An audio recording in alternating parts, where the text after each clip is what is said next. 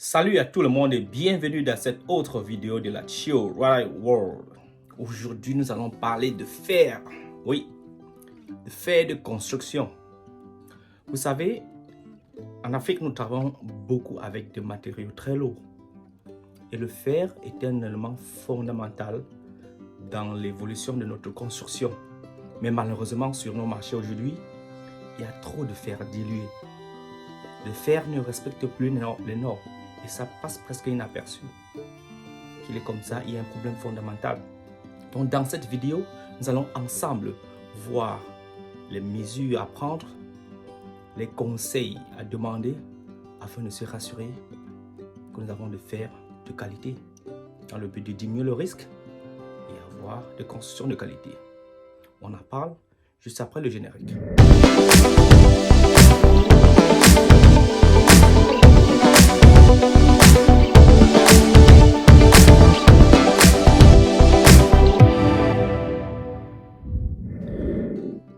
Pour nos travaux de construction, sur le marché, on trouve des fers de divers diamètres.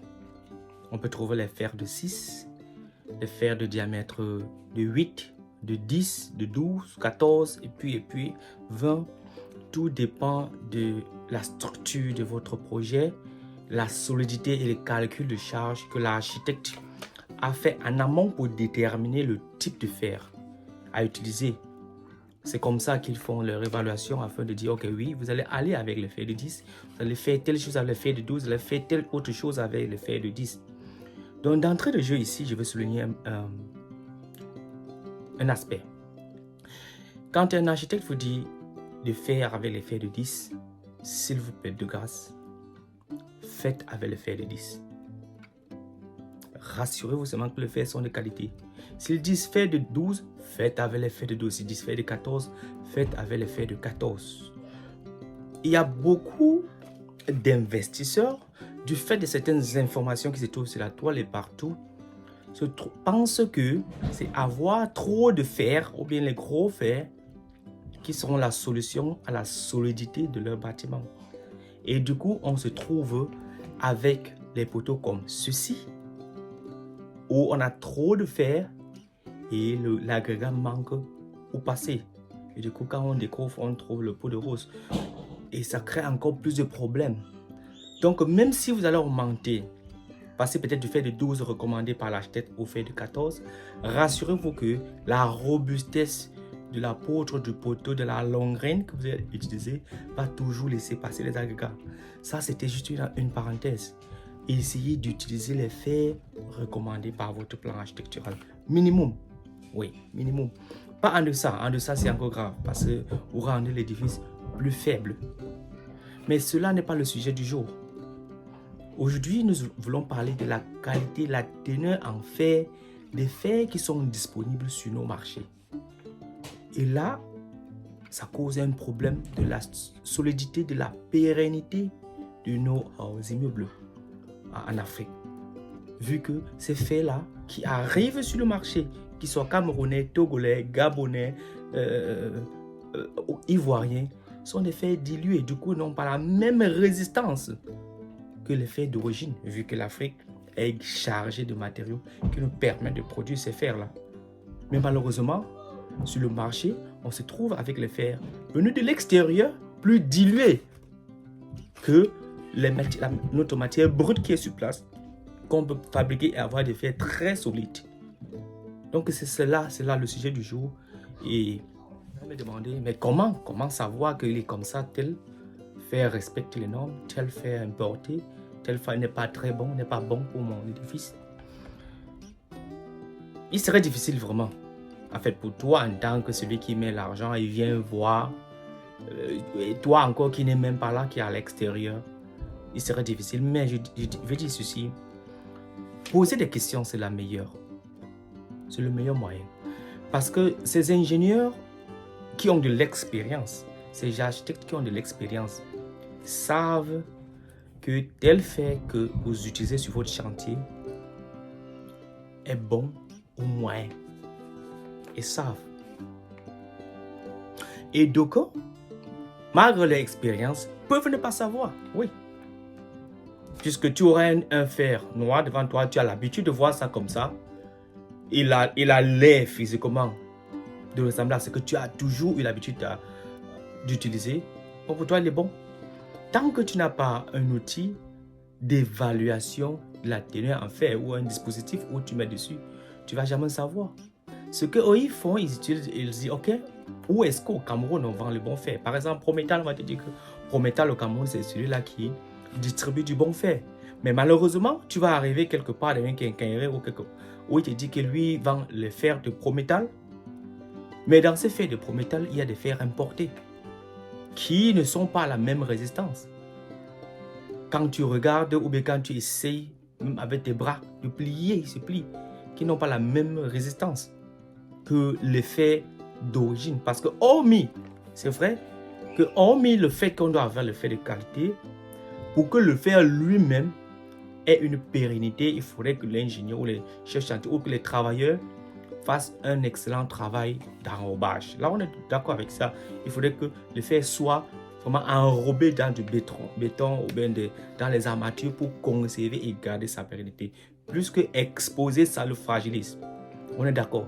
Mais avant que le fer ne soit, comment dire, dans sa zone où il va mettre long, il faudrait qu'il soit de bonne qualité. Plus que vous allez voir les gars qui te font les 4, les 5 niveaux, et un matin, on te dit que le côté s'il bouge, ça fait comme ça fait ceci. Quand tu regardes, les calculs ont été très bien faits, les ingénieurs ont fait leur travail, mais le matériel utilisé n'a pas été vraiment regardé au petit soin. Les petits détails, que ce soit le sable, ceci n'est pas seulement valable pour le fer, que ce soit le sable, le gravier, le ciment, le fer, tous ces trucs, quand ils sont de mauvaise qualité, concourent à la faible solidité de l'édifice. Donc il est important de regarder. De grâce, regardez, même le ciment, le type de ciment que votre ingénieur, demandez-lui qu'est-ce que vous utilisez comme ciment. Est-ce que c'est le 42 par... Est-ce que... Parce qu'il y en a aussi qui, en voulant toujours économiser, vont aller prendre un certain type de ciment qui n'est pas conseillé. Parce que, par exemple, supposons que votre ingénieur vous dit, pour monter les poteaux, utilisez le 42.5. Au lieu de dire 42.5, il va prendre un 30 machin. Il prend un truc en dessous. Ou bien j'ai dit, autant de petites choses qui concourent. Donc, rassurez-vous que les matériaux demandés sont utilisés. Quitte à ce que vous proposiez un matériel un peu plus avancé. Parce que je dis toujours, hormis celui que l'architecte va vous proposer, vous pouvez faire votre propre recherche. Oui, pourquoi not? Ce n'est pas parce que vous mettez 100 millions, 200 millions, 300 millions par terre que vous allez aller vous coucher sur vos lauriers. Non, vous allez sur Internet, vous faites vos propres recherches. Simplement, les petites questions que vous allez poser vont faire à ce que lui, l'ingénieur, derrière, se pose aussi des questions. Hey, est-ce que question ne m'échappe pas? Est-ce que... Du coup, si même lui avait des intentions bizarres, il pourrait revenir à la zone et dire, oh, vu les questions qu'on pose là, il faudrait et voir comment réajuster ces petits trucs afin que vous ayez du matériel de qualité et que l'édifice soit construit avec du matériel de qualité et réduire tous ces risques qui récemment on est en train de voir en Afrique parce qu'il y a des choses qui se passent, les éboulements par-ci, les effondrements par-là, c'est bizarre et en plus ça amène des vies humaines. Donc il est temps que tous nos matériaux de construction, hormis les zones de construction qui elles ne sont pas aussi dans les... Je vais dire quoi, validées, qui ne sont pas validées avant d'être construites. Il faut aussi regarder la qualité du matériel utilisé. Et bien entendu, les normes de construction, tout ce qui va avec. Il est vraiment utile de le faire et j'attire encore ici, là, je motive et je conseille tous les abonnés de notre chaîne si vous vous lancez dans un projet, prenez le temps de faire des petites recherches de temps à autre. Surtout au niveau du matériel, c'est-à-dire, mettez sur votre liste là que j'ai les éléments que je vais regarder. Vous n'êtes pas là, c'est vrai. Il y en a beaucoup qui vont te dire, oh, je ne suis pas là, je suis d'accord. C'est difficile de construire étant à distance, de faire un projet étant à distance. Je suis très d'accord avec cela. Mais ce n'est pas impossible. De faire vos petits trucs, faire des recherches, poser des questions, définir un canevas d'avancement. Beaucoup vont me dire que oh, c'est qu'on filme, on t'envoie, n'a rien à voir, c'est question de terrain. Je suis d'accord avec ça. Mais au moins, si vous avez des personnes sur qui vous pouvez compter, si vous avez des travailleurs qui sont fiables. Parce que dans la vie, il faut faire confiance aux gens pour avancer. Si vous ne faites pas confiance, vous n'allez rien faire. Parce que seul, vous pouvez aller nulle part. Donc, il faut faire confiance à certaines personnes pour pouvoir avancer. OK? Et si vous faites confiance à certaines personnes pour pouvoir avancer, ensemble, vous définissez le canevas de travail. Et c'est comme ça que dans ce canevas de travail, vous allez poser des questions qui vont amener à des petites solutions et qui vont aussi vous expérimenter, vous donner plus de visu, plus de recherche. Et lui aussi, il va s'améliorer, même sans le savoir. Ah ouais, il va s'améliorer. Vous vous rendez compte que dans les pays occidentaux où ils ne construisent pas avec des matériaux aussi lourds que ce que nous avons en Afrique. Parce qu'il faut avouer, malgré les grands édifices que vous allez voir dans les pays occidentaux, en majorité, ils utilisent du matériel relativement léger. Mais ils ont des poutres de fer. Parce qu'ils vont utiliser les panneaux, que ce soit les panneaux de glace, les panneaux en fibre, les panneaux à ceci, du bois et tout ça. Mais il y a essentiellement des gros morceaux de fer. Si vous entrez dans nos basements à l'étranger, vous allez voir que l'ossature, le bas, malgré qu'il y a des blocs, en fait, il y a des fondations, pour ceux qui ont des basements, malgré qu'il y a des fondations avec des blocs de base bien construits, ils ont des poutres qui traversent tout le long de la maison. Quand ils déposent ces poutres en fer, au-dessus est assis quoi? Un plancher en bois, qui est relativement léger comparé à nos dalles, qui porte des ordis, des fers, du béton, du gravier qui est chargé. Donc, il est lourd. Du coup, nous devrions avoir vraiment des fers de qualité. Oui, ça devrait être le cas. Ce n'est pas un débat où on va faire du non. Et pour cela, parce qu'on va parler, on va négliger un aspect fondamental. Parce que pour que cela soit réalisable et que cela soit décanté, enlevé du circuit, il faudrait bien que les personnes qui nous dirigent prennent ces histoires à bras le corps et disent ok, tous nos intrants doivent être surveillés.